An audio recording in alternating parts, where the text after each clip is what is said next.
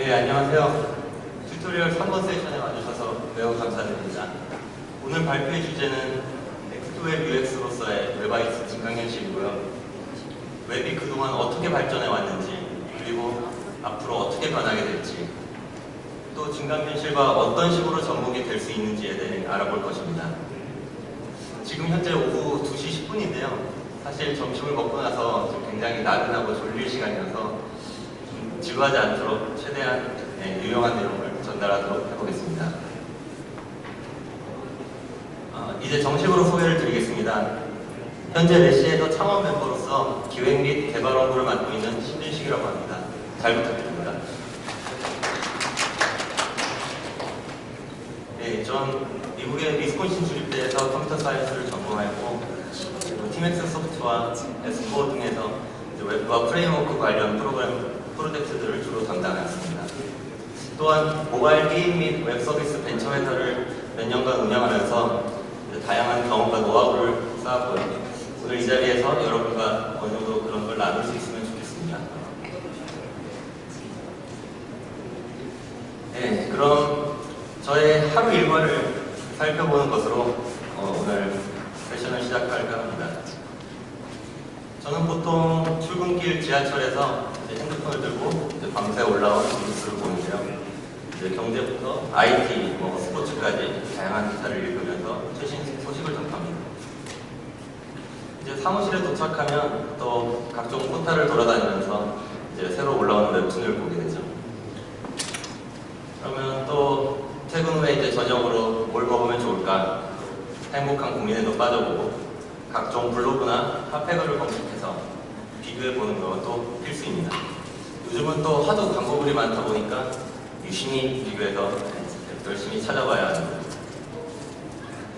네, 그럼 또 괜찮은 맛집을 찾으면 또 이제 지도 사이트에 접속을 해서 위치를 확인해보고 지하철로 가는 게 좋을지 아니면 차를 가지고 가는 게 좋을지 걷는 거리 어느 정도인지 이런 걸 모두 꼼꼼하게 체크합니다.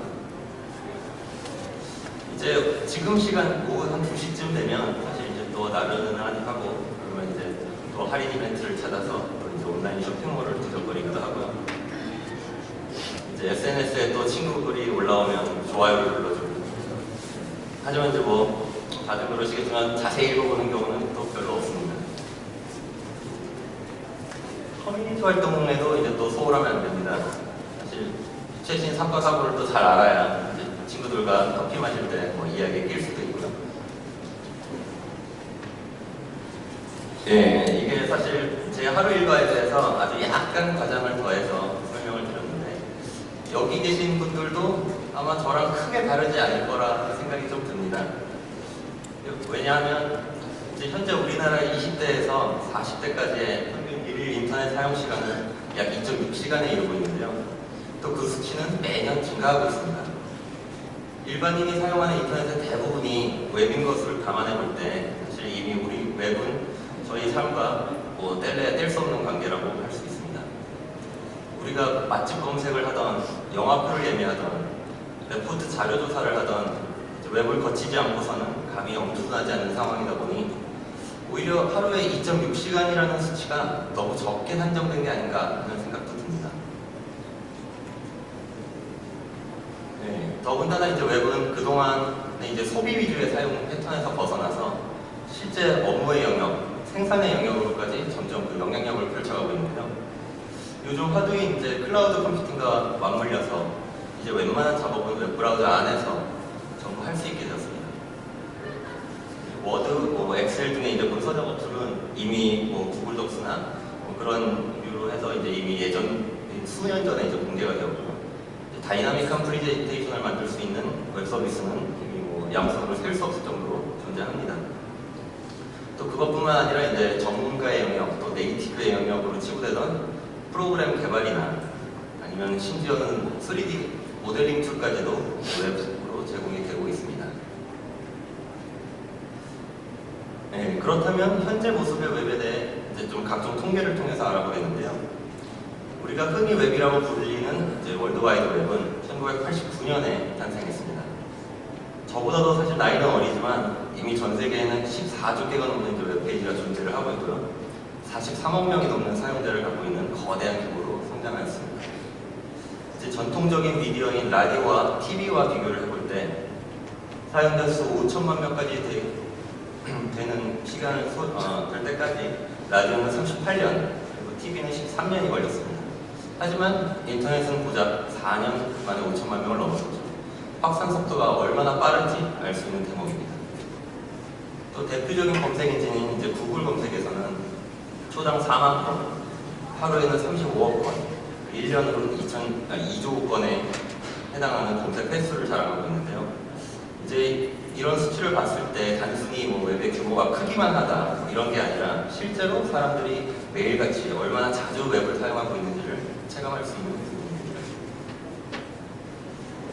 또한 이제 핸드폰과 타블렛 PC를 합치면 약 전 세계 55억 개의 모바일 기기가 존재를 하는데요.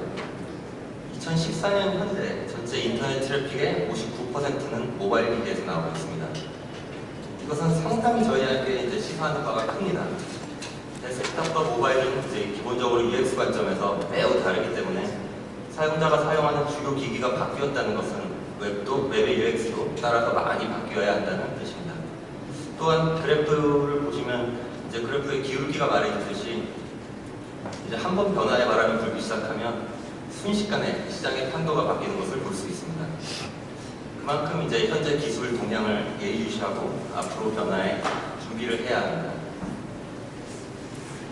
네, 그럼 이제 약간의 과거 얘기를 하겠습니다. 이제 급변하는 모바일 환경에 맞춰서 웹이 과연 어떻게 진화를 하였는지 알아보겠습니다.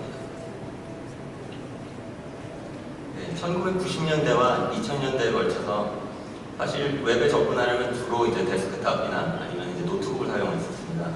물론 PDA나 윈도우즈 CE 기반의 폰들이나 이제 그런 기기들이 존재는 하였지만 이제 대중적인 관심을 얻는 데 실패하였고요.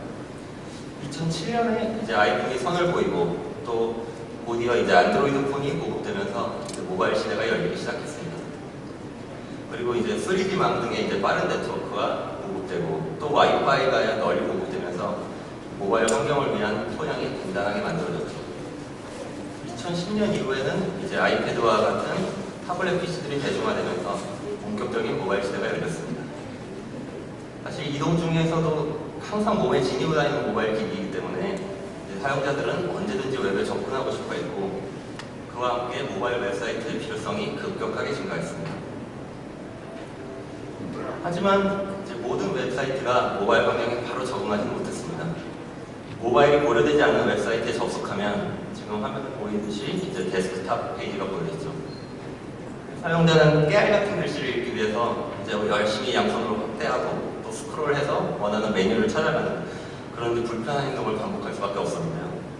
그리고 이제 기껏 열심히 메뉴를 찾아 들어가면 또 액티브엑스나 플래시나 이런 것 때문에 저런 화면을 보게 되는 경우가 비일비재했습니다. 이런 표정이 나오면서 이제 핸드폰을 막 던져버리고 싶은 충동이 들었죠. 사실 사용자가 원하는 것은 매우 간단합니다. 데스크탑에서 할 수 있었던 것을 핸드폰에서도 할 수 있기를 바라는 것 뿐이죠.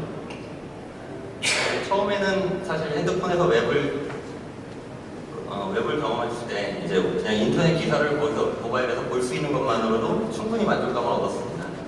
하지만 이제 그게 익숙해지자마자 또 사용자들은 기사에 달린 댓글도 보고 싶어 했고 또 댓글을 직접 달고 싶기도 했고 그러다 보니 또 로그인 절차가 필요하고 또 로그인이 생기면 또 따라오는 부가 요소가 많죠. 회원 가입, 회원 탈퇴, 정보 수정, 아이디 찾기, 비밀번호 찾기 그런 여러 부가 기능들이 있습니다. 결국 모바일 웹사이트는 데스크탑 웹사이트와 기능 면에서 사실 아무런 차이가 없어지는 그런 상황이 됩니다. 하지만 기능은 동일하더라도 기본적으로 디스플레이나 인풋, UX가 많이 다르기 때문에 또 UX는 각 기기별로 최적화를 시켜야 하고 이제 개발하는 사람 입장에서는 또 굉장히 머리가 아파지기 시작합니다. 그럼 이번엔 컨텐츠 생산자인 이제 기업 입장에서 생각을 해보겠습니다. 이제 기업의 목표는 많은 사용자를 확보하고 만족시키는 것이기 때문에 결국 어떻게든 사용자의 요구를 충족시켜야 합니다. 사용자는 데스크탑에서 할 수 있는 이제 기능의 대부분을 또 모바일에서 하기 원하기 때문에 그럼 가장 단순한 방법으로는 인력을 2배로 늘려서 모바일 사이트와 데스크탑 사이트를 둘 다 운영하는 방법이 뭐 있겠습니다만 이제 기업은 그 높은 인건비로 인해 아무래도 타격을 받을 수밖에 없을 겁니다. 그래서 이제 좀 더 효율적인 방법이 필요했습니다. 적은 인력과 짧은 기간으로 생산이 가능하고 또 기존 리소스를 최대한 활용하는 방법으로 또 유지보수할 양을 최대한 줄이는 그런 방법이 필요했습니다. 이러한 니즈를 이제 충족시키기 위해서 많은 기업들이 이미 많이들 알고 계실 리스판시브 디자인을 적용하고 있습니다. 컨텐츠와 리소스는 이제 수정을 최소화하고 CSS로 이루어진 레이아웃만 변경함으로써 이제 높은 생산성을 제공하는 방법입니다. 디바이스의 타입을 나눌 수 있는 CSS 미디어 타입과 또 CSS의 미디어 쿼리를 사용해서 데스크탑부터 타블렛, 또 모바일기, 모든 핸드폰까지 동일한 원본 컨텐츠로 저장을 할 수 있습니다. 통계에 따르면 전 세계 운영 중인 웹사이트 중 38%가 리스판시브 디자인을 적용하고 있을 정도로 이미 그 효용성은 입증된 상태라고 볼 수 있겠습니다. 이러한 방법이 가능한 이유에 대해서 약간 더 자세히 들여다보겠습니다. 웹 컨텐츠는 크게 세 가지 파트로 나눌 수 있는데요. 이제 에셋에 해당하는 HTML 파트와 또 프리젠테이션을 담당하는 CSS 파트, 그리고 비헤이비어를 담당하는 자바스크립트 파트로 나눌 수 있습니다. 에셋은 일반적인 웹페이지 구조상 텍스트, 이미지, 동영상, 하이퍼링크 그런 것들이 있고요. 또 프리젠테이션은 각 요소의 위치, 색상, 폰트 등의 스타일링에 관련된 정보로 구성됩니다. 또 비헤이비어는 스크립트로 구성되어 이제 비즈니스 로직이나 데이터 처리 루틴 그런 거를 담당하게 되죠. 이제 이러한 웹 컨텐츠 구조는 컴퓨터 사이언스의 세퍼레이션 오브 컨선 원칙을 따르고 있는데요. 이 원칙은 프로그램의 각 파트가 서로 다른 특정한 목적을 갖고 존재를 하고 또 각자 독립적으로 존재를 한다는 말입니다. 각자 독립적으로 존재한다는 뜻은 이제 한 파트가 수정되거나 교체되거나 하더라도 다른 파트에 지장을 일으키지 않는다는 말입니다. 따라서 이제 리스판시브 디자인에서 상황에 맞춰서 CSS를 변경하더라도 기존 HTML이나 자바스크립트에는 영향을 미치지 않는다는, 또 그래서 이제 다양한 기기를 지원할 수 있는 그런 구조를 갖고 있습니다. 네, 이렇게 해서 웹은 지금까지 모바일 환경에 적응을 했습니다. 하지만 기술은 늘 이제 발전하고 또 우리 주변의 환경은 계속 바뀌고 있는데요. 이제 앞으로는 어떤 모습으로 바뀌게 될지 알아보겠습니다. 사실 우리가 접하는 수많은 웹의 정보 중에 상당 부분은 현실 세계의 물체와 관련이 있습니다. 뭐 영화를 온라인으로 예매를 한다거나 티셔츠를 주문한다거나 맛집 정보를 검색한다거나 책의 리뷰를 찾아보는 것도 전부 마찬가지입니다. 하지만 우리가 직접 사물을 보는 것과 핸드폰에서 그 관련 정보를 온라인에서 정보를 보는 것에는 커다란 간격이 있는데요. 이 간격을 줄여보고자 수많은 연구가 진행되고 있고 또 수많은 기기가 시장에 출시되고 있습니다. 이제 구글 글래스가 2012년에 선을 보였죠. 이제 그 이후에 스마트 글래스에 대한 대중의 관심이 매우 증가했습니다. 2013년에 개발자용 프로토타입이 판매되니 또 SDK를 활용한 다양한 어플리케이션이 출시되기 시작했습니다. 이어서 앱손의 무버리로, 메타 프로, 뷰직스 M100 등의 다양한 스마트 글래스가 출시 예정인 상황이고요. 이제 수많은 기업들이 어떻게 하면 현실 세계와 또 디지털 정보를 연결할 수 있을지를 고민하고 있고, 스마트 글래스의 형태에서 볼 수 있듯이 현실 세계 위에 디지털 정보 레이어를 올리는 증강현실 미래 UX로 선택을 하고 있습니다. 이제 HMD 같은 경우는 본질적으로 가상현실에 적합하다고 이제 여겨진 디바이스였습니다. 하지만 최근에는 이제 전면에 카메라를 활용해서 증강현실을 구현을 하려는 시도가 많아지고 있는데요. 이제 페이스북에 약 2조 원에 인수된 이제 오큘러스 리프트 같은 경우에 전면에 카메라를 부착하면서 이제 증강현실 및 손 제스처를 이용한 UX 연구가 많이 진행이 되고 있고요. 구글 카드보드나 기어 VR 같은 경우에는 이미 장착된 카메라를 활용해서 증강현실을 구현할 수가 있습니다. 또한 이제 토템 같은 경우에는 기본적으로 전면에 카메라가 내장되어 있어서 또 현실 세계와의 융합을 기본적으로 지원을 하는 상황입니다. 앞으로의 스마트 글래스의 이제 보급 예상을 보면요.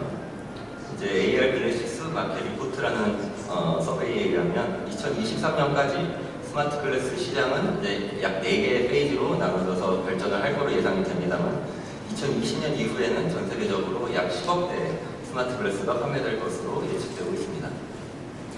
이제 아직까지 현재까지는 좀 얼리 어댑터와 뭐 제조업 등의 이제 특정 분야에서만 사용되는 모델이 많은데요.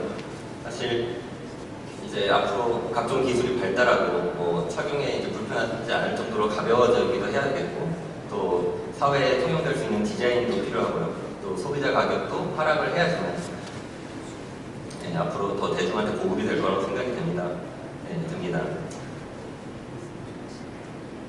자, 그러면 이제 이러한 스마트 글래스와 뭐 카메라가 달린 HMD에서의 웹은 어떤 모습일지 보겠습니다. 만약에 그냥 일반 데스크탑 형태의 웹이 그대로 증강이 된다면 이런 모습일 겁니다. 과연 사용하기가 어떨까요? 아까 핸드폰에서 데스크탑 페이지를 보던 거랑 사실 큰 차이가 없죠. 그냥 확대해서 보다가 또 눈이 아파가지고 또 이런 표정이 곧 나오게 될 겁니다. 이제 현실 세계에서의 웹은 그에 적절한 UX가 있어야 합니다. 이제 모바일에서의 웹이 또 그에 맞는 UX가 있으셔야 합니다. 제가 생각하는 현실 세계에서의 웹은 바로 이런 모습입니다. 이것은 이제 흔히 볼 수 있는 서재 책상에 웹이 증강된 모습입니다. 이제 노트북 상단을 보시면 이제 사용자의 개인 구글 캘린더가 증강되고 있고 또 현재 위치에 날씨 정보가 표시되고 있습니다.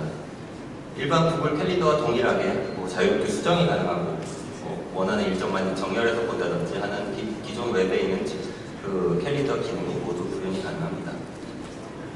또한 책상 위의 명함에서는 이제 해당 인물의 링크드인 정보가 큐브 형태로 증강되어 있습니다.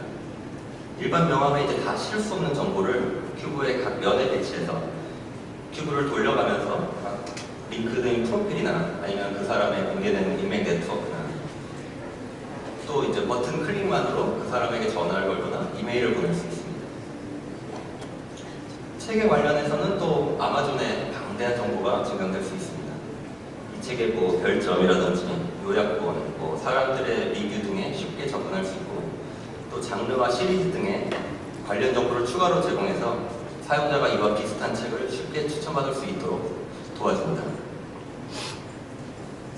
하단의 화장품 주변에는 유튜브에 존재하는 이제 해당 제품의 멋진 광고 동영상이나 또는 사용법 동영상 등이 이제 배치될 수 있고요.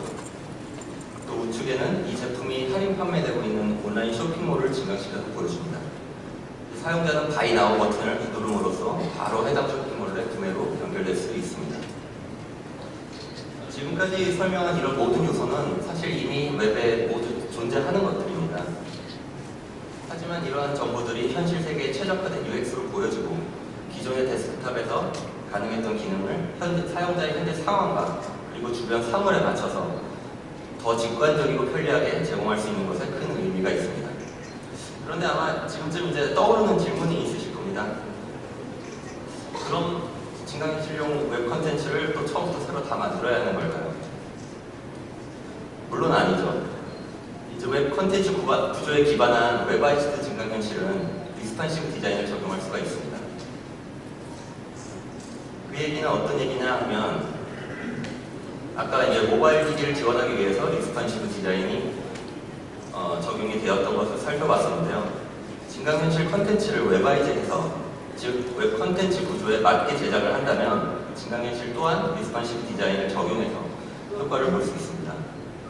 이제 웹이 모바일 기기에 들어왔을 때 지금 여기서 보시듯이 다양한 저 백그라운드에 있는 디바이스들을 지원을 했듯이 스마트 글래스나 HD도 사실 저 기기 중에 하나로 동일한 웹 컨텐츠를 가지고 적용을 할 수 있습니다. 약간 더 디테일로 들어가서 그 CSS 미디어 타입과 미디어 타입에 대해서 좀 더 자세히 알아보겠습니다. 이제 일반적으로 저희가 많이 사용하는 것은 스크린입니다. 데스크탑부터 핸드폰까지 대부분 이제 스크린을 기준으로 작성이 되고 있고요. 이제 핸드폰이나 뭐 타블렛 등의 모바일 기기를 위해서 사실 왼쪽 아래에 있는 핸드헬드 타입이 존재는 하지만 호환성 문제 등의 이슈로 인해서 대부분 스크린으로 통일되어 있습니다. 또 인쇄용으로는 프린트가 있습니다. 이제 내용은 분명히 같지만 이제 웹페이지가 아닌 종이에 인쇄를 할 때 또 종이에 맞는 레이아웃을 지정을 해줘야 되기 때문에 프린트 타입을 사용해서 상황별 레이아웃을 지정할 수 있습니다. 또 그 외에도 뭐 브레일이라는 타입도 있습니다. 이건 시각장애가 있는 사람들을 위해서 개발된 점자를 지원하기 위한 타입인데요. 점자를 지원하는 브라우저에서 이 콘텐츠를 접하면 해당 내용을 점자로 변환을 해서 제공을 해줍니다. 이 얘기는 사실 같은 콘텐츠여도 실제 내용은 동일하더라도 CSS에 의한 표현 방법만 달라지면 다양한 미디어를 지원할 수 있는 그 콘텐츠 구조의 장점을 볼 수 있는 것입니다. 그럼 만약에 우리가 현실 세계, 즉 공간에다가 이 콘텐츠를 배치하고 싶으면 어떻게 할 수 있어요? 이런 식으로 플레이스라는 미디어 타입을 만들어서 3차원 좌표기를 지원한다면 그러면 이제 컨텐츠를 현실 세계에 배치할 수 있을 것입니다. 공간을 이제 또 하나의 미디어라고 생각을 하는 순간에 바로 공간에 콘텐츠를 배치하는 것은 그냥 단순히 표현 방식을 바꿔주는 것뿐이고 그것은 이제 CSS를 변경하는 것만으로 해결을 할 수 있음을 알 수 있습니다. 결국에 증강현실도 리스판시브 디자인의 범위 안에 있는 것이죠. 스크린과 이제 플레이스의 비교를 잠깐 해드리겠습니다. 네, 지금 이거는 이제 스크린에서의 일반 브라우저에서 스크린으로 정의된 이제 일반 콘텐츠를 보는 건데요. 2차원 평면에 6가지 면이 나열되어서 보여지는 것입니다.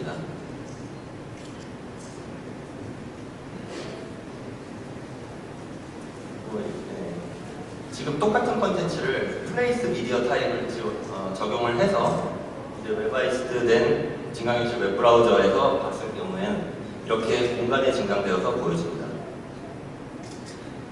이제 각 면의 기능은 뭐 아까 2D에서 봤을 때랑 동일하고요. 하지만 이제 그 미디어 타입의 적용으로 인해서 이런 큐브 형태로 완전히 새로워진 모습으로 증강이 되고 있습니다. 이는 이제 리스판시브 디자인이 아주 효과적으로 증강현실에도 적용되고 있음을 보여줍니다.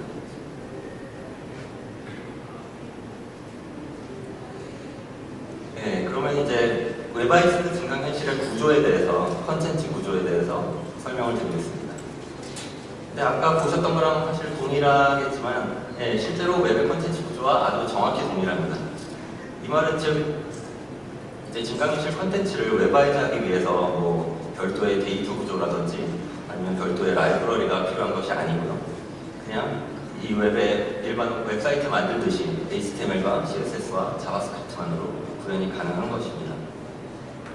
이 웹의 구조가 사실 증강현실을 뭐 비롯해서 뭐 다른 어떤 상상할 수 있는 웬만한 컨텐츠를 지원하기 위한 기반 구조를 이미 다 갖추고 있습니다. 사실 그래서 그 이후에 뭐 별도의 컨텐츠 구조를 만들어내는 것은 이제 굳이 할 필요가 없는 것이죠. 이러한 이제 웹아이트 증강현실 컨텐츠를 보기 위해서는 이제 플레이스 미디어 타입을 지원하는 브라우저가 필요한데요. 지금 현재로서는 저희가 개발한 이제 메시 브라우저가 플레이스 미디어 타입을 지원하고 있습니다.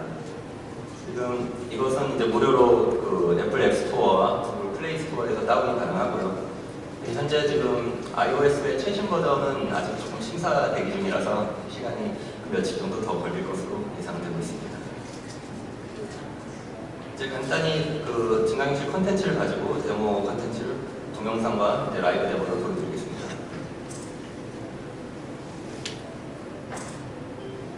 네, 이것은 이제 책의 아마존 정보를 증강시켜서 보여주는 겁니다. 지금 글씨가 좀 작아서 잘 안 보이지만 각 책의 장르와 뭐 시리즈 그리고 작가가 이제 증강이 돼서 책이 여러 개일 경우에는 각각의 이제 공통적인 정보를 이렇게 그래프화시켜서 보여주고 있고요. 이제 하나의 각 책을 클릭했을 경우에는 이제 아마존에서 그 책에 해당하는 정보를 긁어와서 보여주는 형태입니다. 지금 상단에 보시면 이제 별점과 하단에는 뭐 요약본 그리고 우측에 보시면 이제 가격과 바로 구매로 연결될 수 있는 바이 나우 그런 버튼들이 존재를 합니다.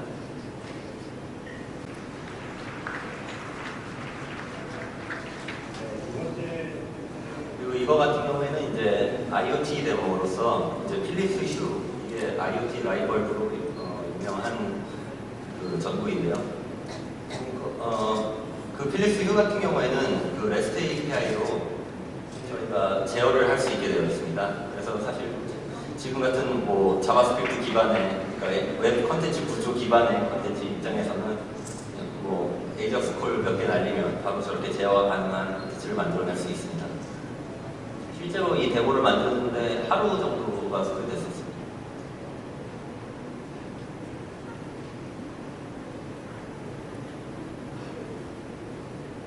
네, 이번에는 이제 증강현실을 이용한 이제 UCC 데모를 하나 보여드리려고 하는데요. 이거는 저희가 지금 현재 1층에서 부스에서 지금 진행을 하고 있는 실제 라이브 데모입니다. 저희가 여기 지금 있는 좀 소형 액자에서 간단히 이제 증강현실을 보여드리는데요.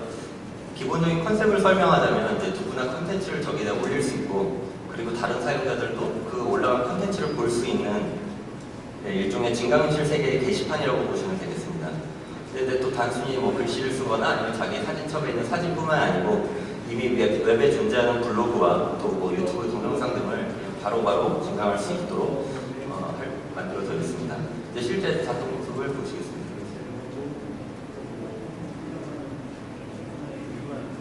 그럼 이미 저 트리에 다양하게 이제 기존의 사람들이 데모 부스에서 올리신 정보들이 올라가 있고요. 새로운 사진을 사진첩에 있는 사진을 올려보고 있습니다. 이제 뭐 두 손 확대나 뭐 이동 정도로 간단히 조작이 가능합니다.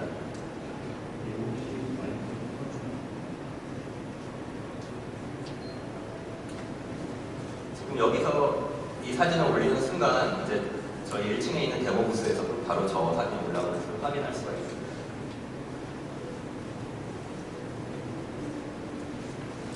그러면 네이버 블로그를 하나 또 증강을 해보겠습니다.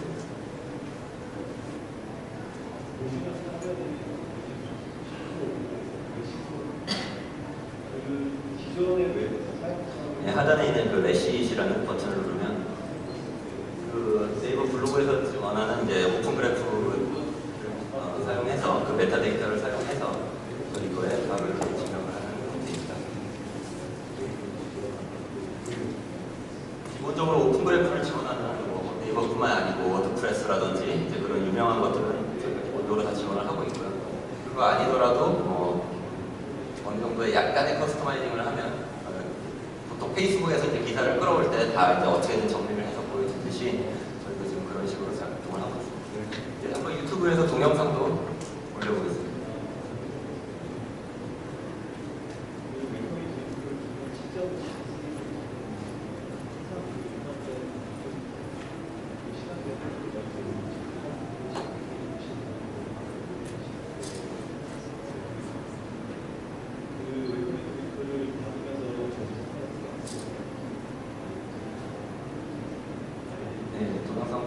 바로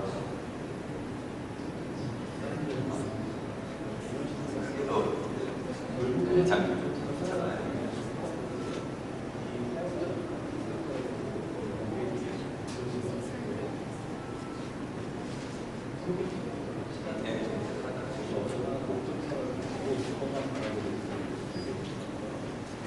예, 그러면 그 데모는 이제 잘 봤고요. 이제 실제 이제 코딩을 해볼 수 있는, 아니면 좀 그럴 때 그 실제 코드에 대해서 공부를 해볼 수 있는 예제로 넘어가겠습니다. 이제 첫 번째 예제는 기본적인 이제 헬로 월드인데요. 첫 번째 예제에서는 이제 저희가 요 해당 이미지에 밑에 HCI 코리아 2015라는 문구를 이런 식으로 증강을 하는 것을 만들어 보겠습니다. 이게 사실 매우 뭐 간단한 예제이지만 이제 웹아이즈드 증강현실 컨텐츠 저작의 기본을 다루고 있고 그 내용을 제가 차근차근 하나씩 설명해가면서 보도록 하겠습니다. 지금 보시는 이 소스가 그냥 일반 웹페이지 소스와 뭐 거의 동일한데요. 지금 이게 전체 소스입니다. 크게 보시면 이제 스타일 태그로 정의된 CSS 부분이 상단에 있고, 그리고 이제 아래쪽에 바디에 P 태그가 있어서 거기서 HCI 코리아가 있습니다. 지금 스타일 태그를 보시면 거기 미디어가 플레이스로 지정이 되어 있는데요. 그 얘기는 이제 바로 지금 공간에 그걸 증강을 시킬 거라는 얘기입니다. 그러면 이 공간에 배치하는 법에 대해서 약간 이론적인 설명을 드리겠습니다. 일반적으로 웹페이지에 이제 컨텐츠를 배치하려면 왼쪽 상단을 0,0으로 잡고 x, y 오프셋만큼 떨어뜨려서 이제 컨텐츠를 놓게 되죠. 즉 웹페이지의 기준점은 이제 왼쪽 상단입니다. 하지만 공간에서의 기준점은 실제 그 현실 세계의 물체가 됩니다. 물체에서도 중심점이 되는 거죠. 그리고 옵셋이라는 것은 그 물체로부터 어느 방향으로 얼마큼 떨어져 있는지, 즉 x, y, z로 기술하게 됩니다. 우리는 이제 AR 타겟이라는 이 CSS의 확장 속성을 사용해서 그 대상 물체를 지칭하고, 또 AR 포지션이라는 속성으로 이제 x좌표, y좌표, z좌표를 지정을 해주게 됩니다. 지금 방금 설명드린 곡에 이렇게 나와 있죠. 지금 근데 이제 AR 타겟에서 보시면 사실 왼 주소가 거기 들어가 있습니다. 사실 이 부분은 이제 현실 세계에서의 물체를 지칭할 수 있는 방법이 필요한데, 그것이 바로 이제 웹에 이미 존재하는 URI를 사용하게 됩니다. 이제 약간 좀 기술적인, 이론적인 설명이 들어가게 되는데요. 이제 URI는 일반적으로 사실 HTML 파일이나 뭐 이미지 파일, 동영상 파일, 그런 디지털 정보를 나타낸다고 흔히들 생각을 하십니다만, 실제로 URI의 스펙은 이제 현실 세계의 사물이나 뭐 모든 것을 지칭할 수 있도록 정의가 되어 있습니다. 예를 들어 지금 상단에 보이시는 이제 자유의 신상 URI 같은 경우에 뉴욕에 있는 이제 자유의 신상을 지칭하는 식별자로서 단 한 개만 존재를 하게 되는 거고요. 그에 비해 이제 자유의 신상을 표현하는 방식은 뭐 자유의 신상에 관련된 문서가 될 수도 있고, 아니면 관광객들이 찍은 사진들이 될 수도 있고, 아니면 저거를 이제 비전으로 인식할 수 있는 피처 데이터일 수도 있습니다. 실제로 우리가 그냥 일반 언어에서 일반 그냥 사람들의 말에서 이제 자유의 신상이라고 하면 다들 뭐 뉴욕에 있는 자유의 신상을 떠올리실 거고요. 관광객들의 사진을 아무리 많이 찍어도 그거는 전부 그 해당 유일한 그 물체를 지칭하는 것으로 다 이해를 하듯이 실제로 URI도 그런 역할을 하고 있습니다. 그러면 이제 그 또 현실 세계 물체에 디지털 데이터를 연결하는 방법이 또 필요합니다. 지금 이제 화면에 보이는 URI가 아까 그 헬로가 인쇄됐던 그 이미지고요.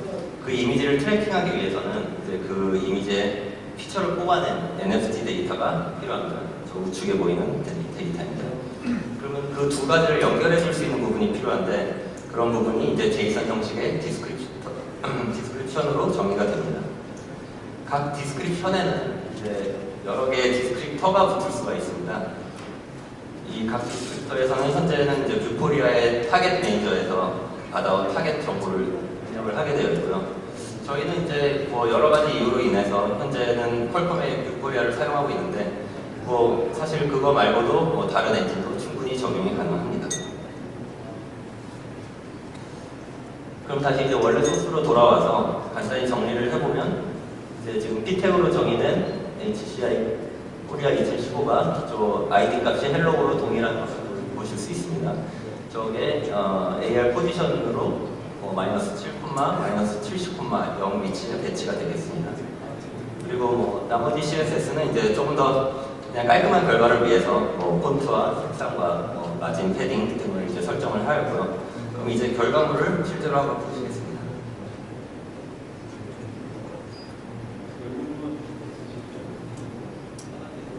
네, 지금 마치 종이에 그냥 인쇄가 된 것처럼 보이지만, 실제로 손을 올려보면 저기에 아주 정확하게 정하게 되어 있는 것을 보실 수가 있습니다.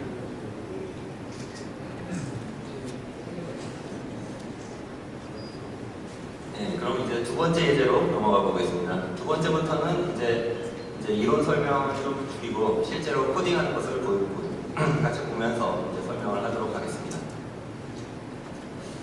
네, 이것은 이제 라파엘로의 명화 아테네 학당입니다. 라파엘로가 25살 때 이 그림을 그렸고요.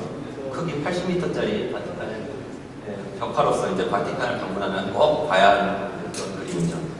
저도 사실 재작년 여름에 유럽에 여행을 가서 이거를 보고 많이 감명을 받았었는데요.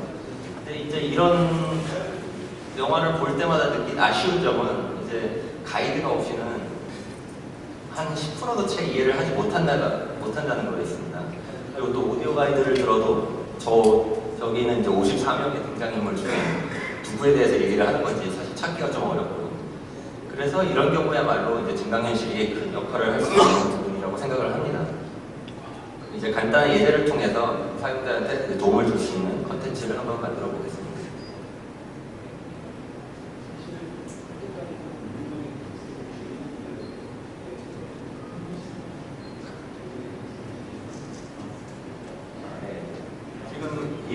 지금 이 부분이 지금 현재 이 아테네 함장의 이제 전체 소스를 들어가고 보시면 되고요. 상단에 이제 CSS 부분은 그냥 이쁘게 나오게 하기 위해서 있는 부분입니다. 그리고 이제 바디에 제가 설명을 좀 잠깐 잘못했고요. 네. 지금 일단 이게 처음 버전으로서 이제 여기에 이제 소스를 추가해 나갈 예정이고요. 네, 지금은 현재에서 하단에 아테네 함장이라는 제목만 붙인 거를 일단은 작성을 해놓은 상태입니다. 이것을 지금 실제로 한번 증강을 해서 보시면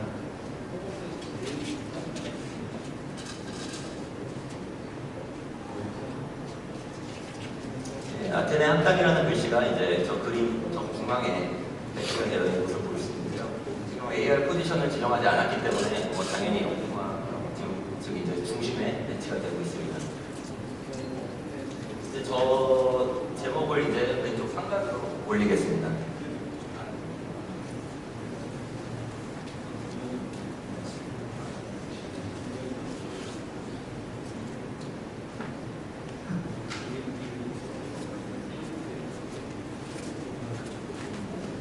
네, 지금 저런 식으로 X, Y, Z 좌표를 입력을 해주면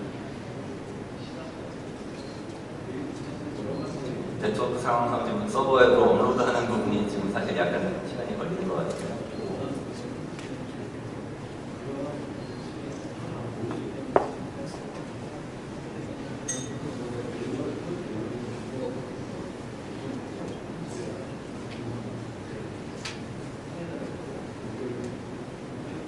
약간의 지금 네트워크 문제가 있는 것 같습니다. 따로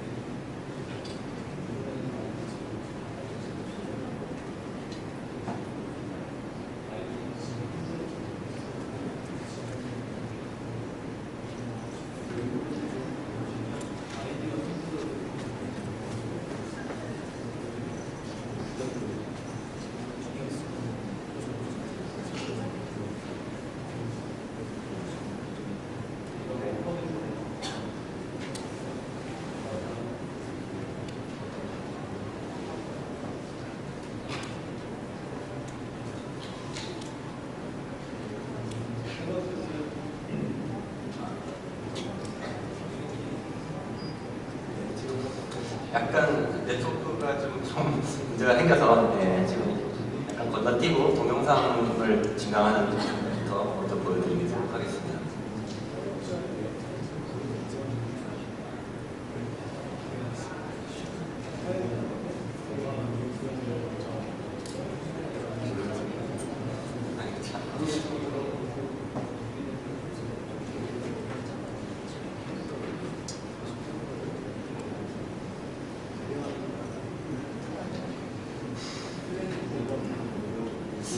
아무래도 예제 3번을 먼저 보여드리고 예제 2번으로 다시 돌아와야 할 것 같습니다. 예제 3번 같은 경우는 이제 저희가 뭐 개인 웹사이트나 개인 블로그가 이미 블로그보다 이제 개인 웹사이트가 존재한다고 가정을 했을 때 그것이 이제 증강현실 시대가 왔을 때 그거에 증강현실화 시키는 부분에서 얼마나 이제 쉽고 빠르게 할 수 있는지 그걸 알아보도록 하겠습니다. 지금 여기서는 이제 제가 그냥 미키마우스 본인이라고 가정을 했고요. 이제 저의 이게 개인 홈페이지라고 보시면 되겠습니다. 이제 새로운 사람을 만나서 제 자신을 소개할 때 이제 명함을 주면서 얘기를 하는데요. 이제 명함에다가 단순히 거기 적힌 뭐 주소니 하는 정보 이외에 더 많은 소개를 하고 싶을 때 명함에다가 이제 그 외의 컨텐츠를 특히 이 홈페이지를 바로 증강을 시켜서 이제 더 임팩트 있는 소개를 하고 싶을 때 이렇게 해볼 수 있는 방법입니다. 또한 이제 상대방이 제 명함을 집에 가져가서 또 그걸 브라우저로 비춰보면 저의 최신 정보, 그때 단순히 스태틱한 정보가 아니고 이 웹페이지를 수정하면 거기서도 바로 수정된 결과가 보이는 그런 최신 정보를 볼 수 있는 방법으로 소개를 드리고 있습니다. 이제 그리고 사실 일반 웹페이지와 뭐 증강현실 컨텐츠 페이지와 또 뭐 모바일 페이지를 다 별개로 만들면 사실 뭐 하나 수정할 때마다 여러 개를 다 같이 일일이 수정을 하고 뭐 싱크를 맞춰야 하는 그런 굉장히 부담스러운 일이 있는데요. 지금 저희가 보여줄 것 같은 경우는 이제 리스폰시브 디자인을 적용을 해서 실제로 컨텐츠는 이거 하나고 단순히 그 플레이스 미디어 CSS를 추가함으로써 증강 컨텐츠를 바로 만들 수 있는 것을 보여드리겠습니다. 네, 지금 정보를 이제 명함이라고 생각하시면 되겠습니다.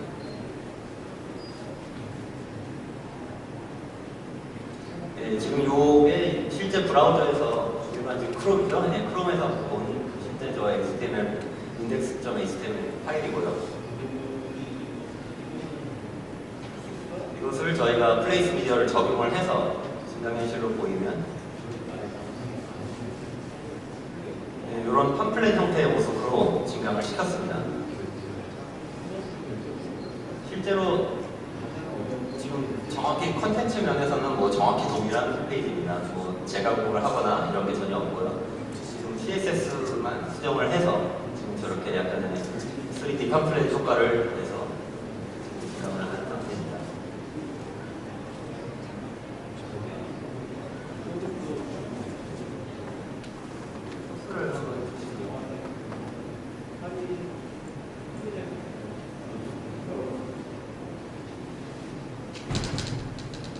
아까보다는 이제 길이가 좀 많이 길어졌는데요. 하지만 여기서 저 위쪽에 있는 스타일은 이제 뭐 기존에 있던 웹페이지의 스타일 부분이고요. 요 미디어 트레이스라고 써 있는 부분이 이제 증강현실을 위한 CSS가 되겠습니다. 지금 뭐 굉장히 뭐 내용이 많지만 실제로 중요한 부분은 몇 군데 없습니다. 지금 저 타겟 부분이 이제 뭐 미키마우스 그림, 저 명함 그림이 되겠고요. 그리고 AR 포지션은 뭐 당연히 이걸 어디다 배치를 할지를 정해주는 곳입니다.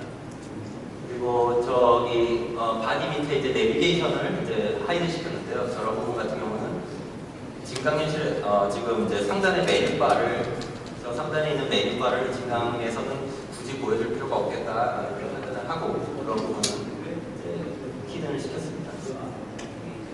그리고 이제 하단으로 내려와서 보시면 이제 그 3차원 효과를 어떻게 냈는지에 대해서 이제 약간 궁금하실 수도 있을 것 같은데요. 그것은 이제 그냥 CSS의 트랜스폼을 사용해서 바로 그냥 만들 수 있습니다. 뭐 별도로 뭐 3D 모델링을 한다거나 그럴 이유가 전혀 없죠. 아까 한참 전에 보여드렸던 그 이렇게 큐브가 나와서 돌던 것도 이런 CSS 트랜스폼을 사용해서 만들었던 것입니다.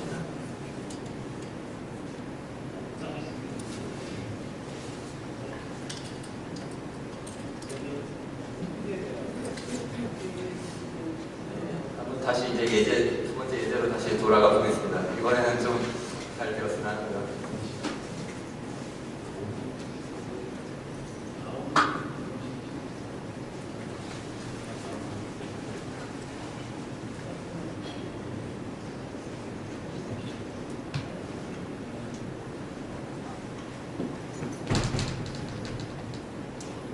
네, 저장이 되었네요, 드디어.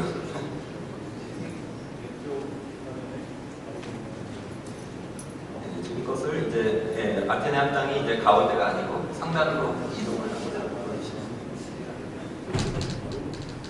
일반 뭐 CSS의 속성을 바꾸는 것이기 때문에 좀 간단하다고 하면 이해할 수가 없네요.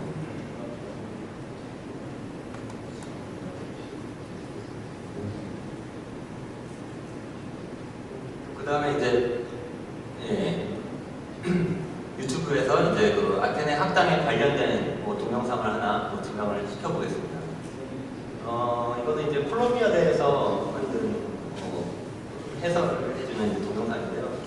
이거 말고 딴 것도 상관없지만 상당히 퀄리티가 해석을 해보겠습니다. 공유해서 이제 소스 코드를 하시면 아이프레임으로 가져올 수가 있는데요. 이걸 복사해서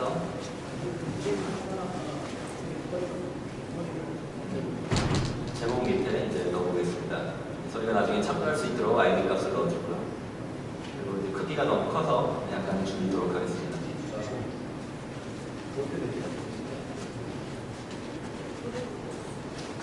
그리고 이제 지금 이 동영상도 그 현실세계에 있는 그런 이미지를 따라다녀야 하기 때문에 타겟 속성을 지정을 해줍니다.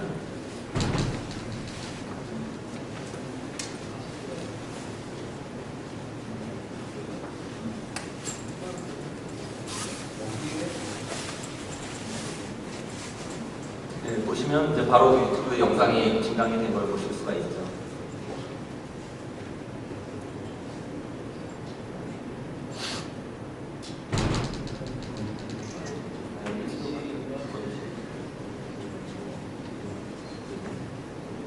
지금 뭐 너무 영화를 가리면 안 되니까 이제 왼쪽 아래로 이동을 시킬 거고요.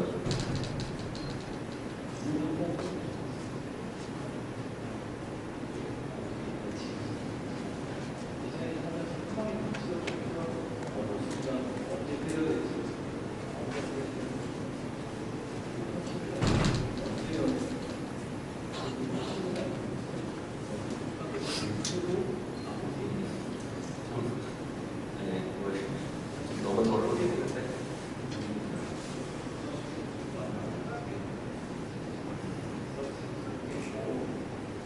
그리고 이번에는 이제 유저와의 인터랙션을 한번 넣어보기로 하겠습니다. 지금 제목 옆에다가 버튼을 하나 배치해서 이제 버튼을 눌렀을 때 화가의 정보가 나오도록 그렇게 한번 구현을 해보겠습니다. 지금 아테네 학당 옆에 인풋 이제 버튼을 하나 넣었고요. 그리고 그 등장할 이제 화가의 정보를 밑에 추가를 하였습니다. 다 외우질 못해서 카피 페이스트를 계속 하고 있는 거니 양해를 바랍니다. 네, 스크립트로 자바스크립트로 이제 저 버튼이 눌렸을 때 액션을 지정을 해주고 있습니다.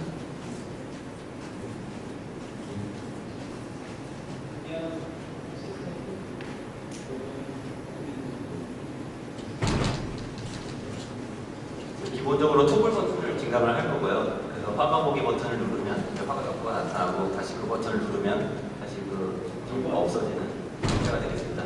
우측 상단에 화가 보기 버튼이 이제 생겼고요. 그거를 이제 클릭을 해보면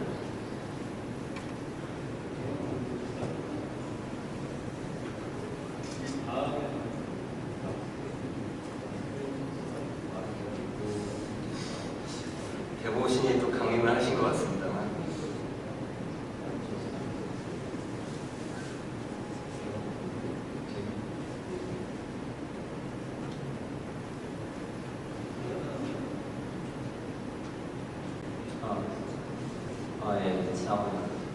예, 화가 보기 버튼을 눌렀을 때 이제 지금 저 구석에 이제 라파엘로가 숨어 있다고 알려주는 그 정보가 나오고 있고요.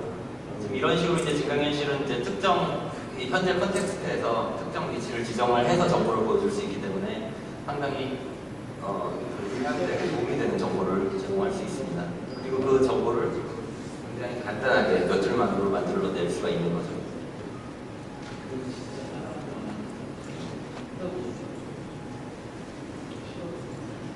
네, 그러면 저희가 준비한 데모랑 이제 설명은 여기까지고요. 이제 간단히 Q&A를 할까 합니다. 혹시 뭐 질문 있으신 거 있으십니까?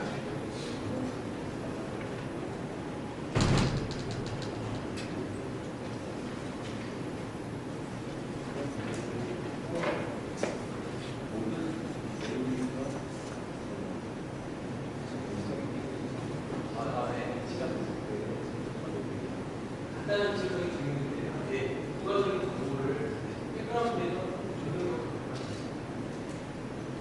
백그라운드에 넣는다는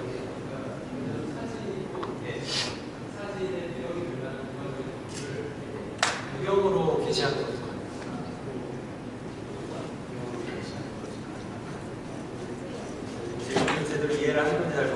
사진 위에 부가적인 정보가 이렇게 붙는 형식이잖아요. 예. 간단한 표현 차일 수도 있어요. 사진 뒤로. 사진 네네. 배경.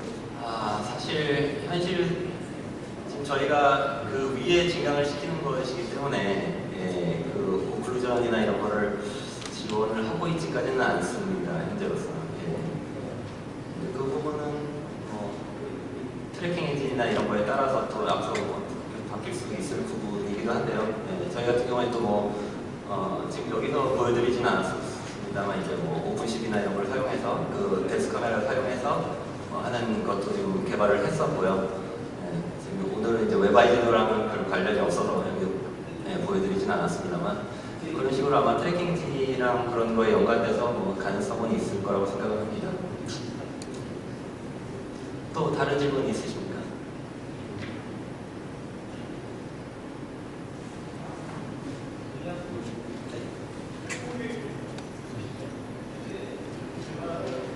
네.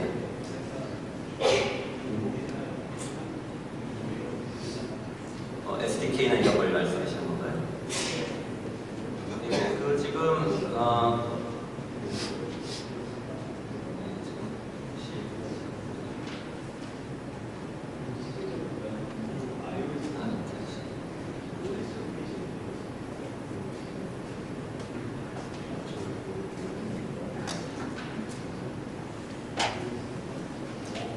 지금 이게 저희 회사의 홈페이지인데요. 지금 저 우측 상단을 보시면 여기 디벨로퍼 페이지가 있습니다. 지금 저 부분에서 간단한 튜토리얼들과 샘플들과 그리고 API 다큐멘테이션을 제공을 하고 있고요. 저희는 전혀 과금 이런 거 없이 현재로서는 다 무료로 제공을 하고 있고요. 또 브라우저는 그냥 앱스토어에서 바로 받으시면 됩니다.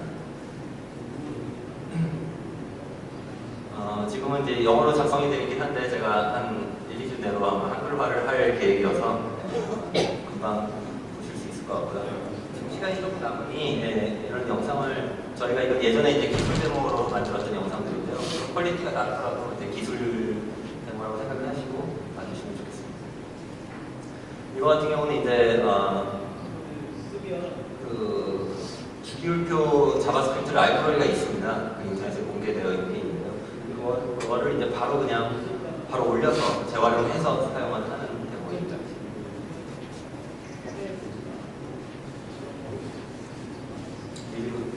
몇 년 전에 만든 거라서 사실 좀 약간 퍼포먼스나 이런 게 조금 나빠 보일 수 있는데요. 현재는 좀 더 훨씬 많이 개선이 된 상태고요.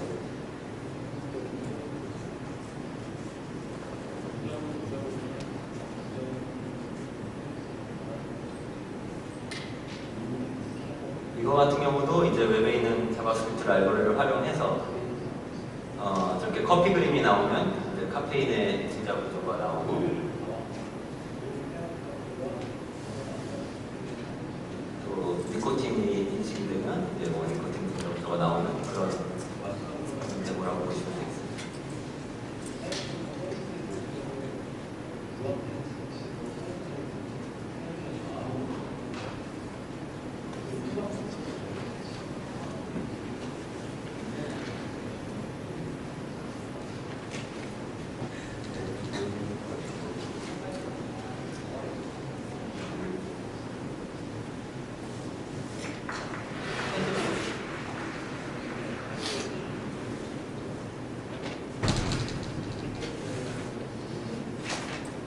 영상을 하나 더 보여드리면 이것은 이제 저희가 재작년에 그 홍익대 학부생들 대상으로 이제 졸업 작품을 저희의 진강현실 플랫폼을 사용해서 이제 만드는 프로젝트였습니다.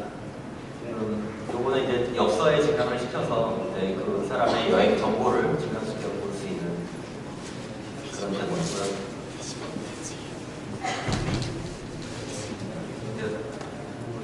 이거는 이제 그 OMR 카드를 인식을 해서 거기에서 틀린 부분은 저런 식의 이제 약간 귀엽게 적이 나타나서 돌아다닌다든지 그리고 틀린 문제에 관련된 유사 문제를 제공해주는 그런 식의 어플리케이션입니다.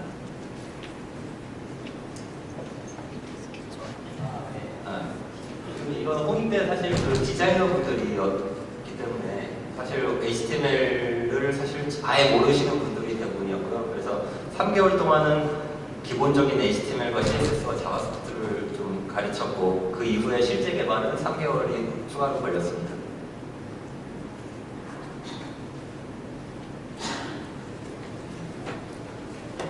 이거 없네. 뭐가 세트야?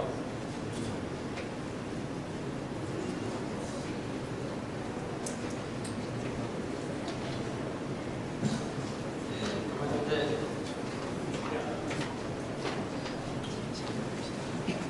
튜토리얼을 마치면서 마지막으로 그냥 간단히 이제 하면 이제 디바이스의 변화에 따라서 이제 오늘 그 웹이 어떻게 진화해왔는지를 저희는 이제 알아보았고요. 그리고 이제 현실 세계와 이제 디지털 정보가 하나가 될 이제 미래 세상에서의 웹의 모습이랑 그리고 새로운 UX로서의 웹아이스 증강 현실에 대해서 알아보았습니다. 이제 최근 쏟아져 나오는 이제 스마트 글래스들을 비롯해서 여러 기기들이 현실과 디지털 사이에 간격을 줄이도록 노력하고 있는데 그 웹은 곧 한 번에 이제 또 다른 변화를 기다리고 있습니다.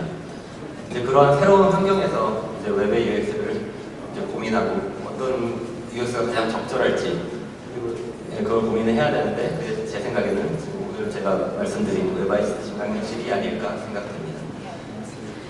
감사합니다. 여기까지 마치겠습니다. 혹시 나중에라도 질문이 있으시거나 하면 저기 하단에 저희 이메일이 있으니까요. 절로 질문이나 다 보내주시면